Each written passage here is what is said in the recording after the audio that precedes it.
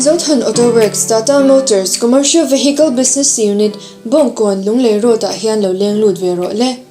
Osam taka motor ini theinan loan le payment in motor kan pe thei renga imamo dan le ihman na tur milin motor sang sang kan kol boke service station changklong tak phunchong airport road a kan neya motor parts mamo tan Tata Genuine Part antiglai po in kan kol boke contact karon tarla na te hian biak thei reng kan ni e Ole clear tu te in zawai chabai kan book masa chewa zani la hian content danglam tak kron nei ka tuma pathian ro puina turin ni sela kan soi fi anga ka soi fi don u thina ka tile hlei thelo thina tuna hian he kan omna in tuna ka ommek na hi kan in ani lawa ma se kan in thar turani timayang kan om lai lok na turani kan in hi tuna kan lu mek lai kan in kha relote a thia ve a han siam that ve kan tum tan ani a chu karon sei du chu ni a pathian ro puinan ka ti to kha in sak te kan chak ve thina hun masalama tong ta na te kan hlan na sa a maro chu kan na tho te timayang tlang vekin in ria atlang sa hal veka in sakhi har mema in sak chu soilo chung ko khosak po har sa ni achang chuan fatel lo hau tak chho ve zela ta chuan ka chou lo ni ke ma hian maro chu pathian hi katan hian atha ema pathian hian ka nei lo tura ka ngai ka chan vo ve tur nia ka ngai lo hi mi penem to khop maya chu wangin pathian ro puina hi puan chu tur tam tak ke ma hian om ve ni chu kan soi ma sa du a in chung chang han soi leila kan nu bula po ka soi jing to in hi chu ka sak thei poi ka ring to lo hi ka ti fiam thu thina achang chuan ril ru han dual ve de rai te hi ka nei thina ma ro chu thir dan dik hi poi mo thina kan nu bula hian tuna hian omna tur pathian in min pelom pathian khoi na zara in lu man te choi ngai lamin kan om the tiang kan in nem thina ma ro chu kha lo ni ngot big lowa kan in te lo hlui ve se la ti khan in thriat angin asam type ania tuna kan omna kan in hi katlang walai timayang no pangte kania kum som ni pakhat mi kan in ka save ni pathian ro puina kan soyanga pathian hena in hun te kan nei ve wang khan timayang in sak te kan deal ve a pathian hena a hun taka min pe a khati hun lai khan poisa kan nei lo khup maya sam tai phan sap mum tur po khanin poisa kan nei tlem khup maya maro chu thian te puina zara te ko than mi re sa te mi fel tam takan lo oma min puina sa em ati chuan in lu thein kan han pum ve ta ani tuna chuan kan pum chu sei lo bung rotin reng mai kan nei lo tura ka ngai thu thleng sei thil tam tak achung thil kha tam ve to a kan khat ve tren tun to ani pathian khongai na zara ti chuan kan in building mo kan in bo chu alo lui ve ta a sak nge na ka thiat lo lain voi khat chu toy zong kan soyange hei thalami kan ya tuna po hei ka thala na bungruwa atang hemi computer bulvela train karon in lam ringota thian pa dina thala ve tho chu mi te na chon ka lenga dina graphics te na ka lenga ni kum ma sa khanin ka ria thian pa ini save don to en min tia ka sak thei ka ring lo ka tia a toy zone kan soi zelanga ol sam te khan sapo pro pathian ina puyang che toy te khan ram zep zau mai ni ka ring ru ha thok na khop maya ris la ta ila pathian hian min pui ve mai thei ni ka ti ma se kangam lo zel ani chu dina thu sei kha ka thin lu her cham renga kan nu bula po ka hrila ni pathian ina puyang che ti hi pathian hian voi tam tak na salu tuki min pui to a maro chu ka zuang ngam lo ani in sak non chu poisa tam tak se na lo nga ya ka sum nei ka thlir hian tlin lo ni ka in ria chu wangin theilo tura ka in nga ya ka fa te bula po ka tia in hi kan samai mai don lo chu wangin tang ra u thei pa top chu ve ra u kan ti thina fiam thu ti tak deuh hian kan soina sa chung ko po hian maro chu hun lo kal zela kumin kum tir chho nge ka khelawa ti vela khanin Woodland Hills a khuan kan kala amun ma te lo nuam sia amun alo dang lam sia ti chuan a in te kha kan vlog vela ti chuan YouTube pa kan ti chuaka mi tam takin an lo hriat pha ve thowa keima YouTube atanga ka ron ti chuak kha Woodland Hills amoi na te adang lam na te kha mi tam takin an lo hriat pha ka channel kher lo apon ti chuaka an hriat pha thawani ti chuan a hnu le a vo ubik no pangte nuam an ti takin ka te thil ka zu ei pui ani chulai hmuna chuan kan han tilang le a rin lo lam te a pathin in hna lo thok ni in an ma ni mel hriata thiana wa siama ti vel po ka tum chuang lo anei tu te po kan kala kan in hua i thatakin kan in ko mani maya ti lowa chuan biak a han pa biak ka nei lowa i chu tiang miang ti po ka nei lo ni pakhat ma ka nei lowa maro chu pathin in hna thok an yang chu ka tia anei tu pa pu pe ka pulal pek liana zan khat kha khilai kan u pakhat UFK ron kalpuina ron leng hlau maya kan ina hian ani na taka chuan in thla thun na te kan ei ve thina ni mi tam takan lo leng thina kan ina hian mi hausa deuh ten lo lenga asam type te reuh te kal zonga soi lek thei ti mayang a hlui to lampang ani wangin nuam lo ti chang te kan ei thina ni ma se pathian in na thokan eng chu ka tia aron lut kha thian pa in om nai avan nuam em ve in te van nuam em ve ti ta bor maya mak kha ti ang reng khop maya kha ti anga tong kam eng zong mi han soi mu khan kan in khan nuam ka ti le zual ani nia te ro hei a mun te hi hei a oi na a thang na a mun ma hian hei helai pi te hi thing kung te thing te lo ma a borok te hi nuam ania kan ti lua ma ti chuan kan soi zela zam khat kan ti ni chuan in chung changa chuan eng ma soi chuang lo ama pon an nuam lu tuk heng ba ka mun nuam atia a ril ru kha a eng ga tia a soi thiam bok sia om kha ati nuam ani chu kan in hmuna kha hetiang te hi a boru ka thasia ti zela ti khan kan soi le du pakha chu kan ina hian kan thian tam tak tu mo hian local photo an that lo wang te an ril ru dik lo wang lam ni lawin an that nem ngai na wang hian in mun dang ngai tu la a thlang sia oi bok sia min ti khum sia ta ni ma ro chu ka poisa na yan threlowa kalak lu dan pon threlowa ni in mun dang te chu an ni a hian ka ot dai jok ta ti mai ka thian te pon ni lo en vek thua in bula po ka sei fo kha in mun dang hi ka ot du tuk ma ro chu in mun dang le na tur kha ka nei san chuang lo nei po ni la in tinge in ka sak chu nang chu wangin ka in hi nuam ta ka omanga ya lim taka kan om ve ngai ni kan ina hian ti nom kha ni mai ka ti tu ra chu ti chuan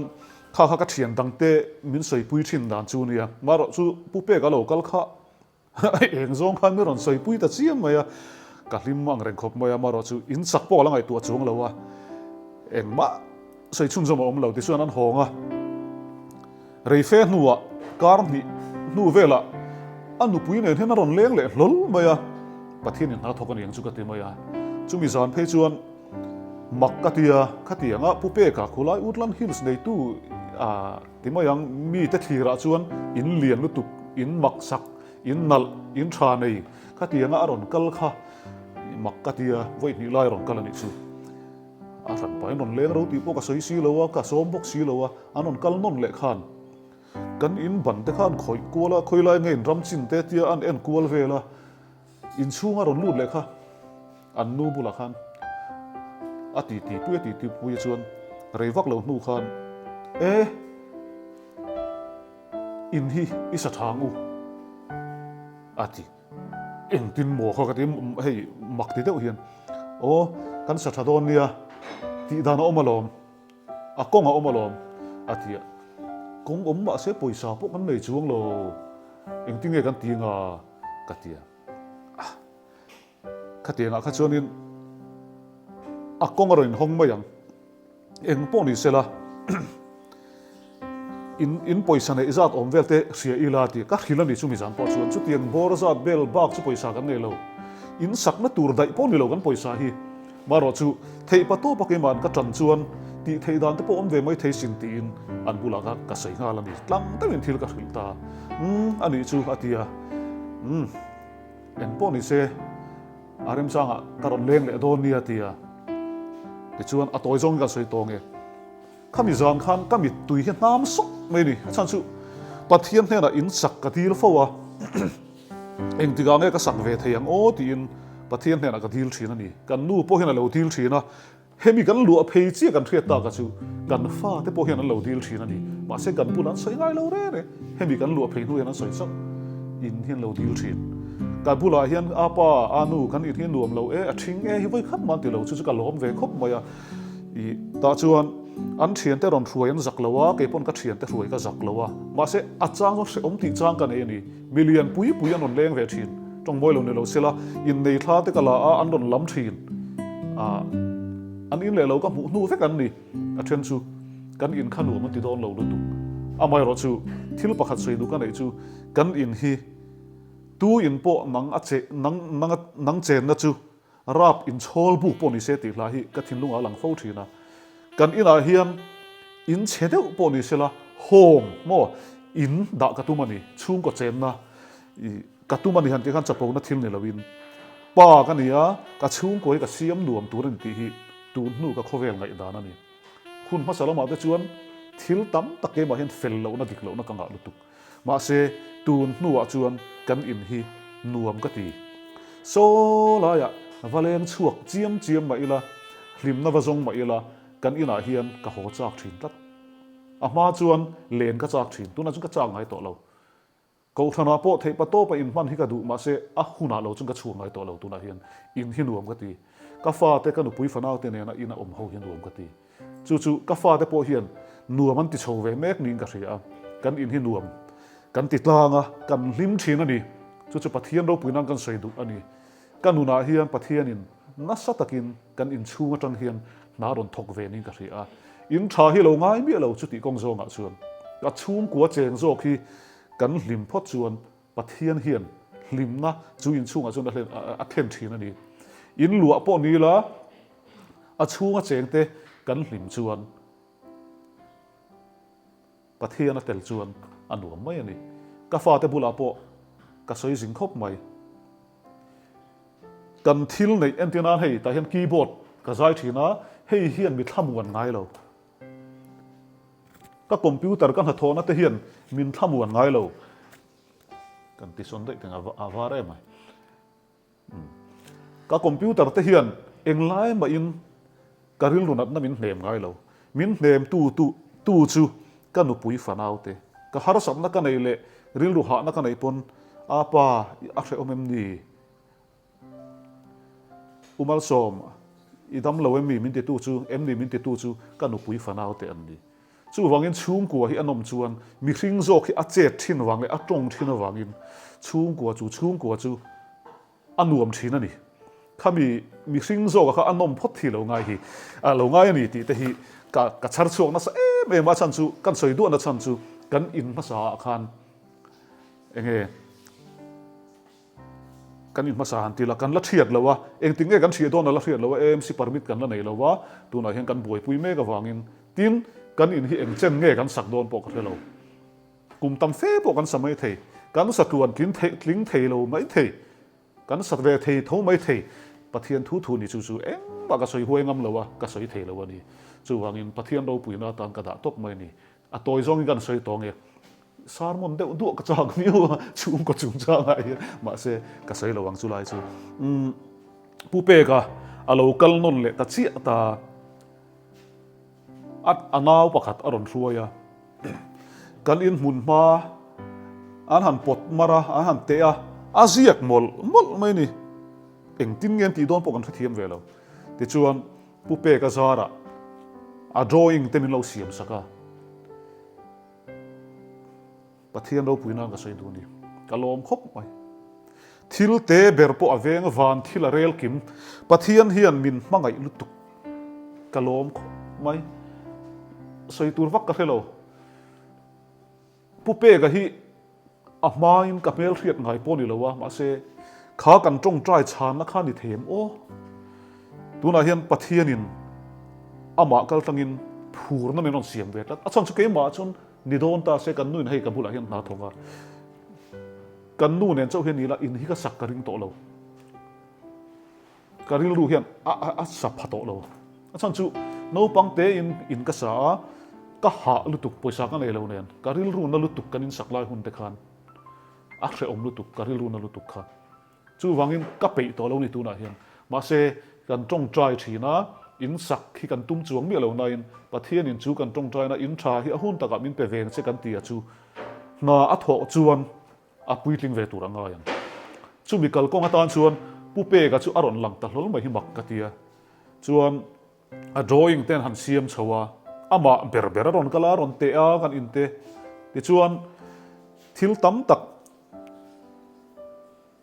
ka buai pui ngai lo mi lo buai pui se ta ni an ma ni construction noya ti hian engtim nge a chu adona engtik ange bul kan tran don po kala soi thei chung lo lungai su ti sel bong se ti wang na ka relo wa pu pe ka chunga hian ati ra tang phat hian kan lo mani en po ni sala ke chu kha ka la ka nga ya in saka karilu ka pe hlei thei don lo ti hi ken thchiang sa su ta po chuan pu pe ka zo ta pu pe engtim nge ni ang hlo fa chung changa te engtim nge poisa chung changa te ka ti po in poisa chu ka tum tur chu ni te me mai ma se an na tho da na hian min pui tum tlat chulai chu ka lom na ni chan chu ka veng seng lo ke chuan an ni chu expert an nia an thiam to a kan in hi nin khoi sak mai don ni in alang ani tu na hian alang han ti la in biak phung fe po yom lo thil kan ti atluang hal duak rengot maya chu ta kan han in son chho do na hei kan lu lai hi in sak pu pe kan aron soi nu kar khat vel chi a khan hemi lu tu te kha hei kan ni te in hnuai ania kan thenom kan in si te umai ta ni hei lam khat pot tling lo mai the ni kan in nai da na hi ta chuan pu pe kan in sak chung chang aron soi kar khat vela khan hemi lu tu te hi kan ni te in hnuai lu tu te hi mun danga chuan ngai tat maya kan hau ngal chat maya alo rem vele a ama khom mai pathian rem ru dan hi te chuan hei kan han in suan lut tran vel ta chu nia kan la riak lut lawa cho chu kan eve zo to ta hian ti chuan a rem kan thiar lu ta i atula ni chuan in kan in thiar lut vekanga heta te poin kan riak chho ve tur ngai la ma se kan in hi kan ngai tlang aniang kan fa te po an la riak phei pe lo tuna po kan in pa ngai an om pathian na tho hi amak ka ti am tak chu ni se kan in hi se si an ti mai thei ma se an lunga len ve tlat chu kan lom ve na em ani ka soi zong po hian ka nu khi ul dewa wangin zani na hian soi tur chin po ka thelo wa pathian that zia ka chunga pathian ro pui zia le pathian in puan na sat zia te bel tla ka ni zia te nu nei lo te tan nu pa nei lo te tan pa ani zia te thiam thaber ani zia te hi lali so kristan kan ta na thil min ti sak ka thlir hian aro pui ka ti lutu chu ti ve du chi pathian thu han soi chiam chi lam kan ni lowa in theveka pati ve huwa chi tong ve bor a chang chuan ka tiang mi kan ni wang khan pathian thu han soi chiam chi po kan ni lem lowa ama ro chu kanuna pathian thil ti thleng hian lo thleng mek zela hian enge mi soi har na sakhop mai chu wangin clear tu tam tak ta khan in lo hriat ve kan du chu har san na tok tam tak kan om garing tun mai apo khan hemi video hi ka tan do na har san na tok pakhat chu ron kala a hole chi ka thla fel chi ka soi khar na chang chu har sat na hi khovela hian kan tok don alo om fo don ma se ta chuan kan pathian Isua Krista kan rin bul pui bera hi kan bel tlat chuan a huna kan rin lo kara aron chele tho ka soi mek la ya in hi eng tik nge kan sakang ti ka ngai tu na po ka ngai tu phak lo ma se pathianin khi ta tang khian olian puin ka sakang che ron ti lo mi te thin lunga na ron thoka kan sak thei na turin ma min lak pui thei ta tlat mai ni tu na hian kan lom khop maya ni chin ka sei tong khan in te po ban te po kan phun chho venga eng cheng nge kan sak don chu ka khemi lo kan nei chin ane mai chu lai chu kan nei chin a khan a tok to pang he in hilu areng mai la ke chun poi ka ti lo kan om na pianga hian ka chung ko ka hruaya ka chung ko hlim ta kan om hi in chu ni ka ti chu wangin ka eng hel em lo ma se in thar nei tura pathian in amin burua man na kalkong ero chu aru pui ka ti si ni chu wangin khu lai tlong kama khuan zo omin kan chung kwa te hian zo om rek krek po ni la ke chuan ka hu phur mi lawang chan chu in ka din to ka chapo na wang ni lawin chung ko nuam din tum hian thei patop ka chu ave ka fel lawang ani lo ka soi fo to thin nu le pa nei lo tam takin om veang chung ko ke cheme kin om veang in om nge nge yang chung mi tha chu in chang ber chu chung ko thana yani ka ring chu wangin chu mi chu ka tuma wang hian kling lo fel lo chak lo chungin ka ti ve sam ani pa berin theina zong zong kan hlan chuan chung kuwa theina kan hlan thlat chuan kan tum miau chuan tharawin na thok thin ani chu in chu ni thei patop kan chua chung kuwa kan din hi in lai tak a hom lai tak chu ni chu wangin in din tur hian patam takhi ka challenge pe ni zanina hian ka fel wang lo ti to kha kan open lai te kan tle ro chuatin nu le panei ka chak lutuk tianga chung kot lim ve lim han tilak kan lim bik chung lo kan in hau fo he tianga pathian tu soi thei na mun chung kuwa din te pa le fa connection than nu pui fanau te na connection than nei hi ka chak lutuk chumi chak ti tur chuan